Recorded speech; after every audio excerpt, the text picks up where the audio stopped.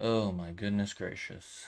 I was not expecting CG to do that. You think with a data mine and stuff, you would have, obviously it's unconfirmed released until released, but you would think that was what you were gonna happen. That's what was gonna happen. Ugh. So in the data mine, let's bring that on over. They showed anytime now. They showed this $20 pack, this beautiful $20 pack. Usually you buy the 30. For 30 shards, you get 5 Omicrons. Then the $20 unlocks on the PC or the mobile store. And that's 30 shards for $20 now. And it's like 2 Omicrons, 3 Zetas, and some random stuff. Something like that. But no. No. Instead, we got this thing. And no, I did not buy it. I'm not going to buy it. Never happening. That, not a chance. The 20? I would have. This? No. 22 Zetas is kind of nice, but just couldn't do it. However, I did get the 30 to see this, which was very disappointing. You have to get the 30 to see it. It doesn't tell you on the 30, it doesn't tell you here. But just like the $20 pack, it didn't tell you with that either. So same mechanic, different pack. But that threw off my whole planning. Oh my goodness. So I modified the calculator to remove the bonus in the calendar, revitalized 75, and then removed the 20. Funny thing is, there's still no data mine in the store or general data mine of that Discord that showed the $75 pack being in there. So I wonder if the price has changed, but because it was a price change and not a actual update, it didn't trigger a change, or there's just no data mine to show it. I don't know, but goes to show you that the data mine isn't always 100% accurate. CG is watching. But yeah, oh well for them. They lost out on $20.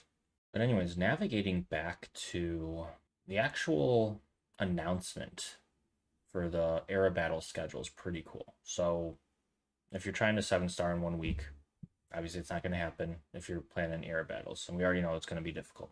But how difficult that remains to be seen. The interesting thing I want to point out here that wasn't really pointed out by other people, at least that I've seen, is this right here. So we already knew these were coming out, but now we know the order. And we know Mace is the immediate last week of the era, but still during the era. So right after Deepa's week. Very, very busy 2 weeks right here. But you have 2 era battles as well. So kind of cool. What I like though is this image right here. So what we see here is that we have 3 marquees for one faction and 3 marquees for another faction, and then a journey that's going to use all of them. I'm going to be honest, what would fit really well would be bounty hunters and mercenaries. There was a questionnaire a little while back about a mercenary and how you'd like to see their kit set up, and then everyone's been asking for a bounty hunter. It's a little too soon to say, but I would highly anticipate something like that. I don't know, that's just me. I'm just assuming.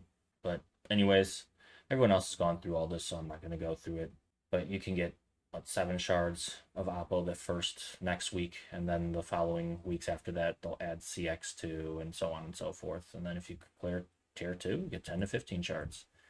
I'd bet more on the 10 side just to be safe if you're going to rely on that, but you never know. So that's kind of cool. It will make it easier to grab shards if you're not trying to rush to the 7-star in the first week. And that's all I have to say. So CG, well played. Messed up my planning for sure, but you know what? It's not even tempting. $75? Nope. Easy pass. For everyone else though, hey, if you have the spending money, go for it. Appo seems to be a very great Lord Vader lifter, and it's just the beginning. So, what else remains to be seen. So good luck, have fun, and I'll see you next time.